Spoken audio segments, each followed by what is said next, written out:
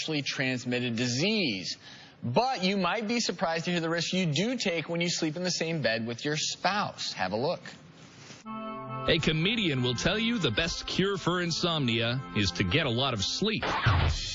But researchers will tell you the best cure is separate beds.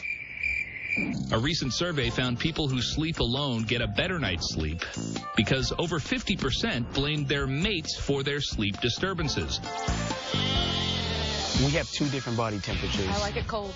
And I like it hot. His snoring is loud. I can hardly sleep if I'm not in the bed with my wife. The last thing I want to do is have to sleep in separate rooms. But I'm such a light sleeper that if you drop a pin in my bedroom, I wake up. Separate beds just works better for me. I can sleep how I want. You don't have to worry about an elbow or a knee in your back. And she loves to get up in the middle of the night like 100 times to go to the restroom. So we have a rule now. She can't drink nothing after 8 o'clock. Researchers even say the relationship and overall health of the person can improve after sleeping separately. Sometimes we got to make our bed for 3. Or even 4. We asked the director of sleep medicine at Meridian Health, Dr. Carol Ash, to join us. So, welcome, and what do you think of this study?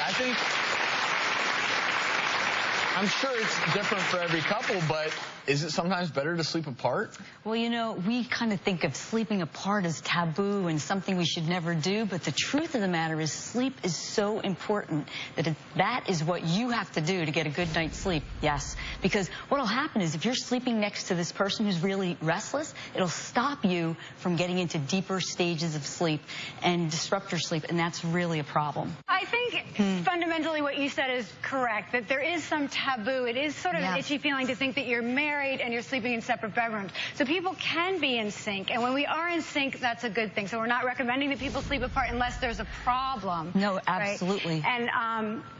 And it's disrupting your sleep. I've had circumstances where I've literally taken a pillow and put it over. I mean, it gets to the point where you're like... Okay, we're not promoting murder. This isn't about murder.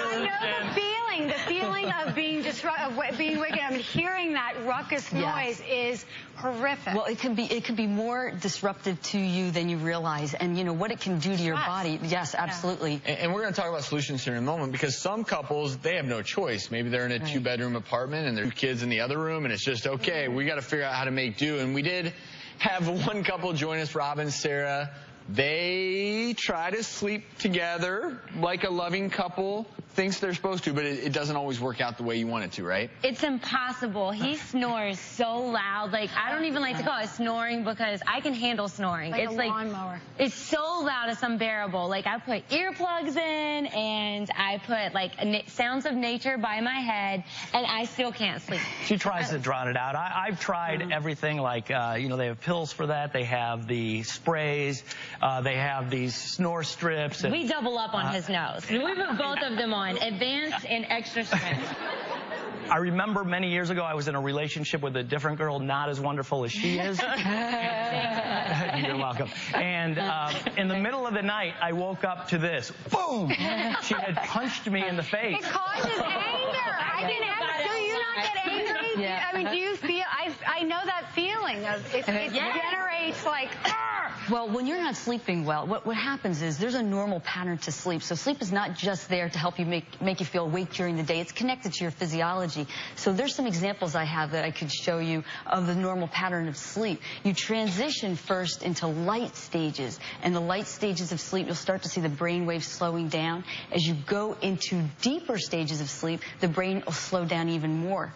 Then you can see actually intruding into the sleep when you have a situation like this, these arousals. And you can see, you know, on the example up there on the right side, where the lines are getting darker and thicker, that's the awake brain trying to intrude into those episodes. So when you're next to somebody that their sleep is restless because they're snoring or the temperature's not good for them, you'll see those arousals continually occurring in your sleep. And what that does to your physiology, it puts you at risk for fragile emotions, depression, anxiety. And that's because, you know, if REM's disrupted, REM sleep, and during meditation, relaxation is when GABA levels are secreted, and GABA is the neurochemical in the brain that causes the calming, relaxing sort of zen. And if we're not getting REM sleep due to a snorer or due to menopause or due to whatever other reason, it really affects our quality of life. Those slow waves are actually neurons firing in synchrony, recreating connections to each other and reinforcing memory. It's also linked to all your hormones. This is a very orchestrated process, so it'll have a huge impact on your health. And the dream sleep is actually you reacting events that information you have from the day, kind of repackaging it in novel ways to learn. You know what? I think if you're snoring like that, you need to have a sleep study. You need to be evaluated. And if you're willing, we reached out to Dr. Daniel Norman of the Santa Monica Sleep Disorder Center, and he has offered to do a consult for you. That's cool. Because there are ways to improve snoring, and if you're a big-time snorer, there's almost always a medical cause and oftentimes a solution that can sometimes even save marriages. Oh, absolutely. And you have to figure out why. I mean, there's devices, something called CPAP, which is a pressure device. There's surgeries, there's weight loss, there's dental appliances. And a newer study now is suggesting singing. So, Rob, start singing, and you'll have a happy night. Thank you so much. Thank you. Thanks, officer. Coming up, every home has one. You use